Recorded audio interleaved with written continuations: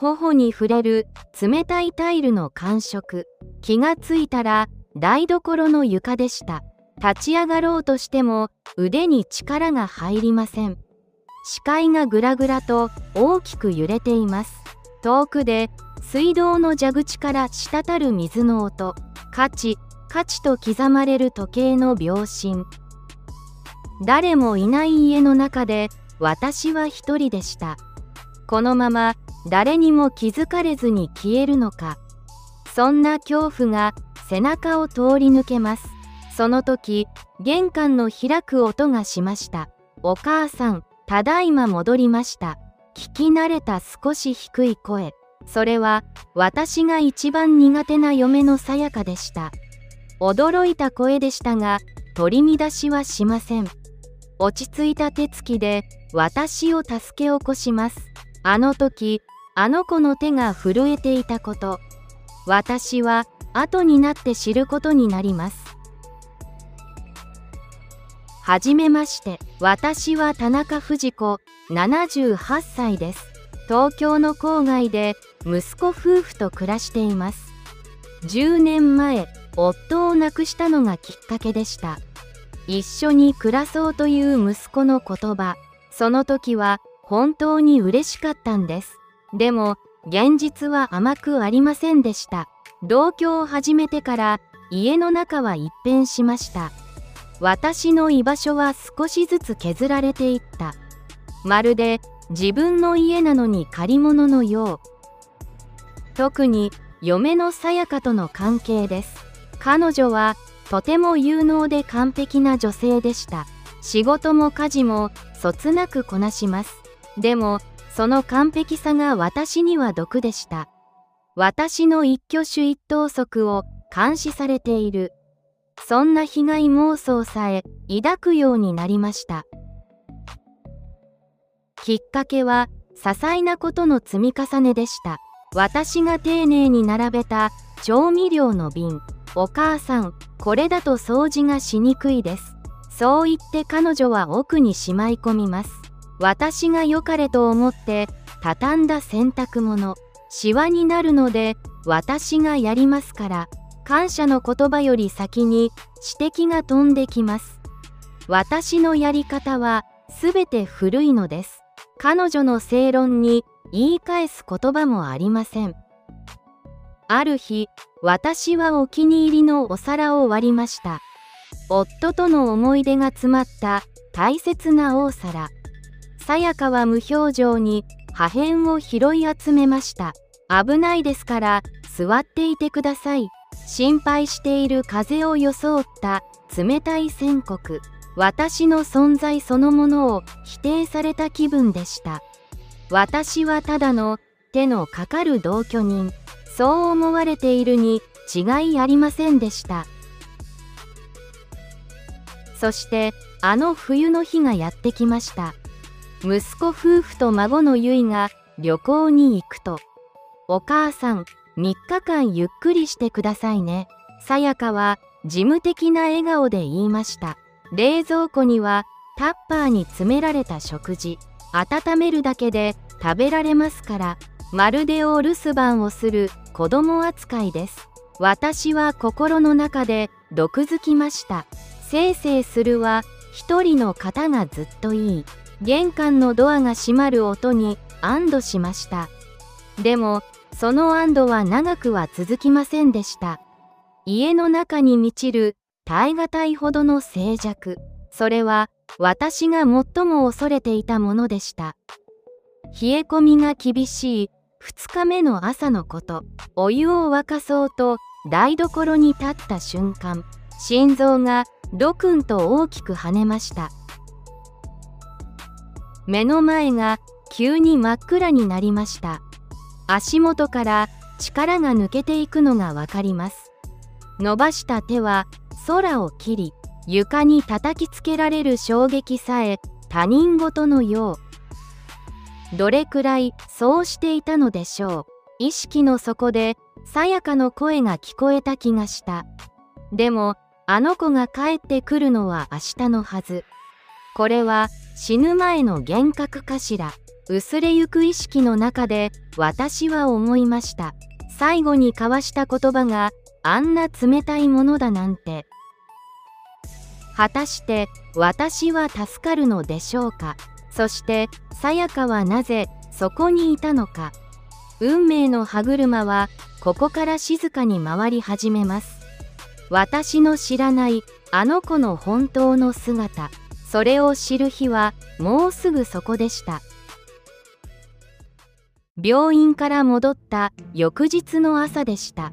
部屋には加湿器の白い蒸気が揺れています。さやかは私の枕元にトレイを置きました。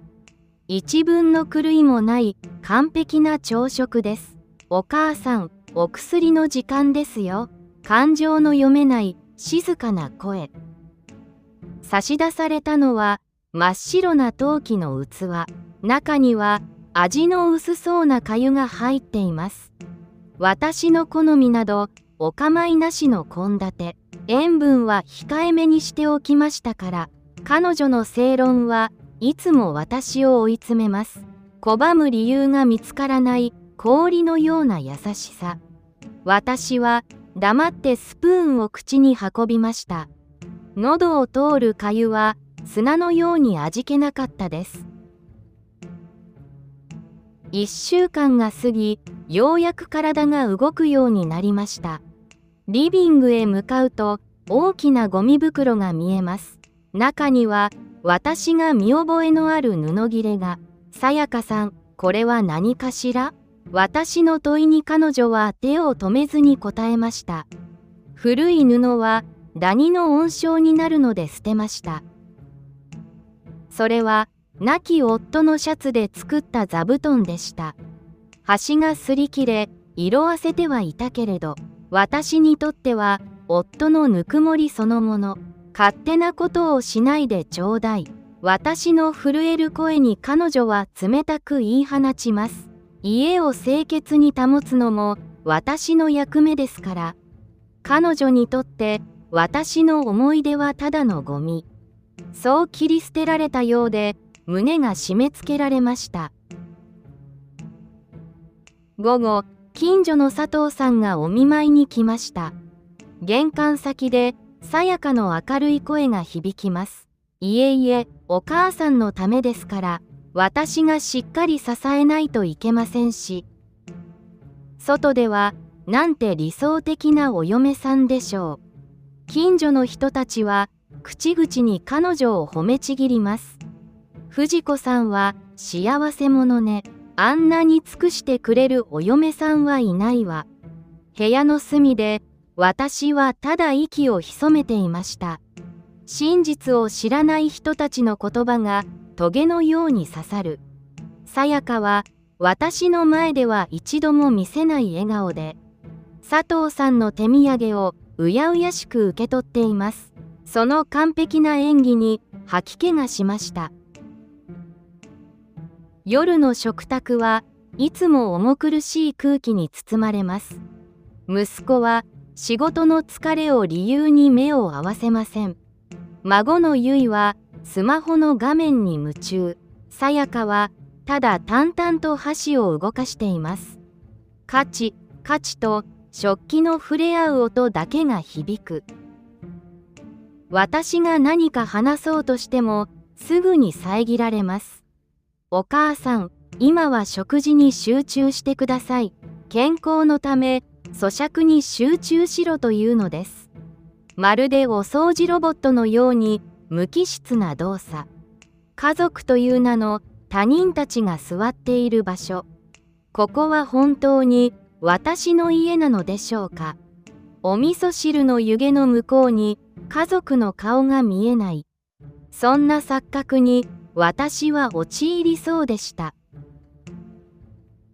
夜中、喉が渇いて台所へ向かいました。リビングのテーブルに一枚の紙が置いてあります。さやかがうっかり置き忘れたのでしょう。そこには聞き慣れない施設の名前が、有料老人ホーム日だまりの里。それは高齢者向けの施設のパンフレットでした。資料請求の宛名にははっきりと私の名前。あの子は私をここから追い出すつもりなのか。親切を装いながら裏でこんな準備を。手が震えてパンフレットを落としそうになります。その時、背後で足音がしました。お母さん、こんな時間にどうしたんですか？振り返ると、そこには無表情なさやかが立っていました。暗闇の中で彼女の瞳が冷たく光っています。果たして彼女の真意はどこにあるのでしょうか。私はこの家を追われてしまうのでしょうか。あのパンフレットを突きつけた時、さやかは眉一つ動かしませんでした。見られたのですね、お母さん。その声には謝罪の色などみじんもなく、むしろ面倒なことになったという響き。将来のことを考えるのは当然です。そう淡々と言い放たれました。私を追い出す準備を着々と進めていた。親切な振る舞いはすべてそのため。私はまだここで暮らしたいの。絞り出すような私の言葉は冷たい空気に虚しく吸い込まれました。あの子の瞳には私の心なんてこれっぽっちも映っていないようでした。窓の外には観光梅が咲いています。冬の終わりを告げる小さな赤。でも私の心は凍りついたままでした。部屋の片隅にあった私の裁縫箱。亡き夫が新婚の時に送ってくれたもの。それがゴミ捨て場にありました。古くて汚いから捨てました。さやかの言葉は鋭い刃物でした。私の人生を根こそぎ削り取られている。そんな感覚に目の前が暗くなりました。あれはお父さんとの思い出なのよ。叫んでも彼女は肩をすくめるだけ。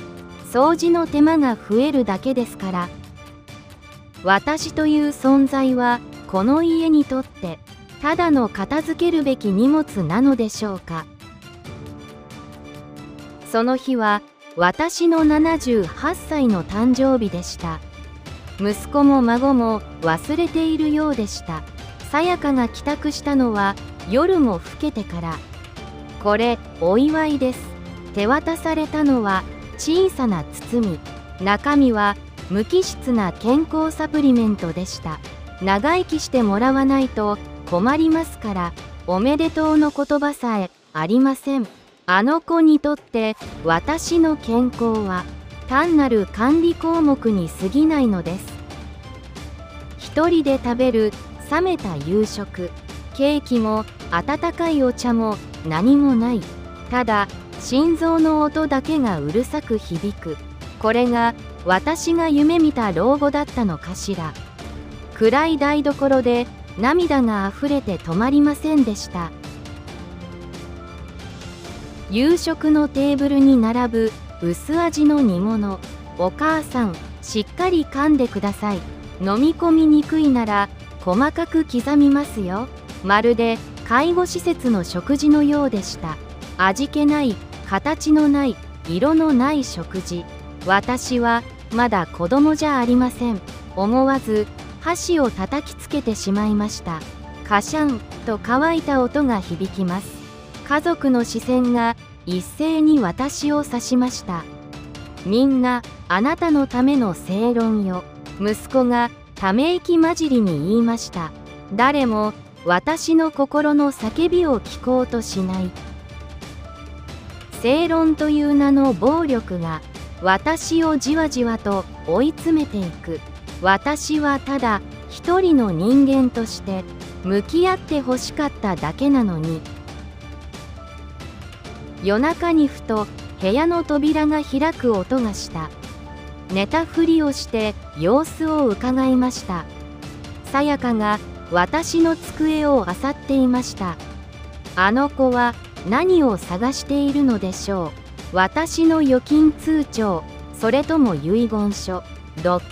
何をしているの？私が声をかけると彼女は静かに振り返り、整理整頓です。汚いと困りますから。暗闇の中で彼女の瞳が冷たく光りました。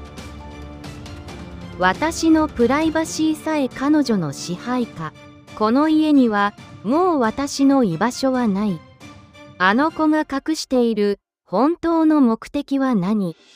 私は捨てられるのを待つだけなのでしょうか。冷たい夜風が私の寝室を吹き抜けていきました。これから私の身に何が起こるのでしょうか。机の上に置かれた施設のパンフレット。私の手は怒りで小刻みに震えていました。私を捨てる準備は整ったようね。絞り出すような私の言葉。さやかはただ静かに私を見つめました。感情のかけらも見えない鉄の仮面。今はお休みになった方がいい。突き放すような冷たい一言。私の存在はそんなに邪魔なのですか？長年守ってきたこの家で、私は透明人間になった気分でした。あなたの顔なんて見たくもないわ。叫ぶ私の前で彼女は一礼して去りました。背中に刺さる氷のような沈黙。あの子の冷徹さに全身の血が逆流するようでした。さやかが買い物に出かけた午後のひととき、私は吸い寄せられるように彼女の部屋へ向かいました。追い出される前に何か証拠をつかみたかった。整理整頓された冷たい部屋。デスクの引き出しの奥に一冊のノートがありました。それは古びた家計簿のような手帳。ページをめくると私の名前があふれていました。月曜、お母さんの血圧が高い。火曜、膝を痛めている様子、湿布を購入。水曜、煮物の味をさらに薄く、健康のため。そこには私が冷淡だと感じていた行動のすべてに対する理由が記されていました。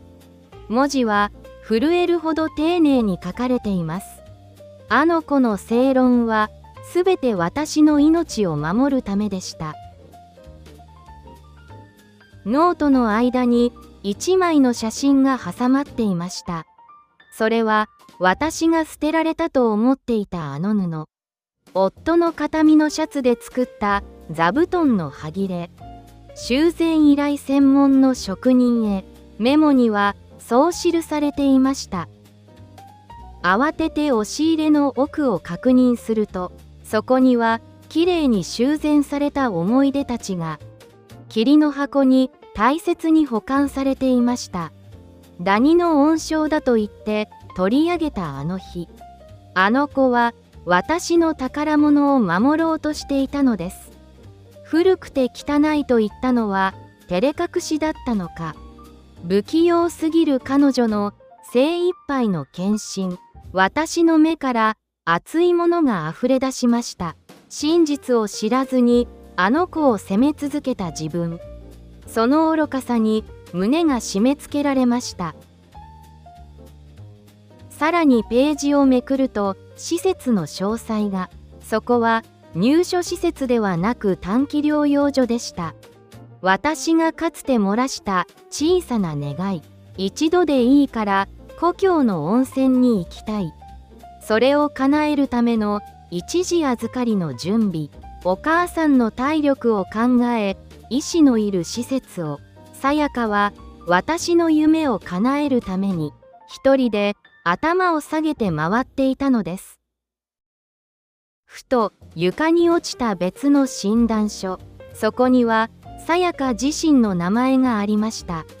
重度の貧血と過労による衰弱。彼女もまた限界の中で戦っていた。私という重荷を必死に支えながら、あの子の顔がなぜあんなに青白かったのか。ようやくすべてがつながった気がしました。夕暮れ時、玄関の開く音がしました。ただいま戻りました、お母さん。いつもの感情を抑えた低い声。私はどんな顔をしてあの子を迎えればいい。手帳を抱えたまま私は立ち尽くしました。台所に向かうあの子の足取りは重く、その背中は以前よりもずっと小さく見えました。私が浴びせた数々の罵詈雑言、あの子はどんな気持ちで耐えていたのでしょう。一言も言い訳せず、ただ私を守り続けて。今、あの子にかけられる言葉が見つかりません。私は謝る資格さえあるのでしょうか。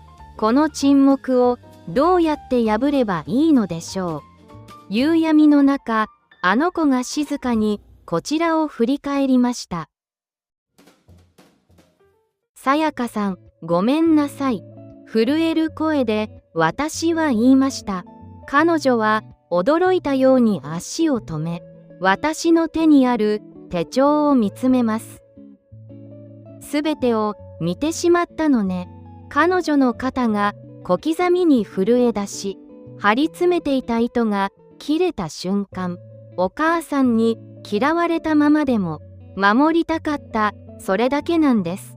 崩れ落ちるように彼女は泣きました。冷たい仮面の下に隠していたあの子の本当の涙でした。泣きじゃくる彼女の隣に座り、私はゆっくりと問いかけました。あの貯金も私のためのものなの？彼女は涙を拭いながらうなずきます。自分の服も買わずに貯めて、お母さんの手術費用に。私が浪費家だと責めていたあの子は、誰よりも私の未来を案じていた。自分を犠牲にしてまで尽くしてくれた。ごめんなさい、本当にごめんなさい。私があの子の背中をさすると、10年分の冷たい壁が音を立てて崩れていくようでした。台所でお湯が沸く音がします。私は久しぶりに自分でお茶を入れ、さやかの前に静かに置きました。湯気の向こうにあの子の顔が見える。お母さん、お茶、おいしいです。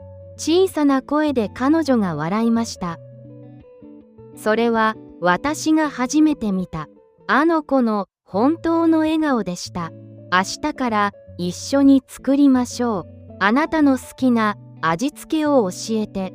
無理な正論はもういらない。私たちはただの家族として向き合うことができたのです。翌日の朝、窓を開けました。庭の梅がほころび始めています。冷たい空気の中に春の香りがした。お母さん、散歩に行きませんか？さやかが上着を持って現れました。私たちは初めて並んで歩きました。ゆっくりと一歩ずつ確かめるように。昔から歩くのが早いんですか？ええ、息子に似てしまったのかしら。あ、ケンジさんもそうです。困りますよね。他愛のない会話が心地よくて、止まっていた時間が動き始めました。散歩から戻り、縁側に座りました。柔らかな日差しが足を包みます。隣にいるあの子の横顔、少しだけ穏やかになった気がします。私たちはこれからどうなるのかしら。喧嘩もするし、すれ違うでしょう。でも、もう一人ではありません。さやかさん、これからもよろしくね。彼女は静かにうなずきました。空はどこまでも青く澄んでいて、私たちの新しい物語を静かに見守ってくれているようでした。あなたは今、大切な人にありがとうを伝えていますか？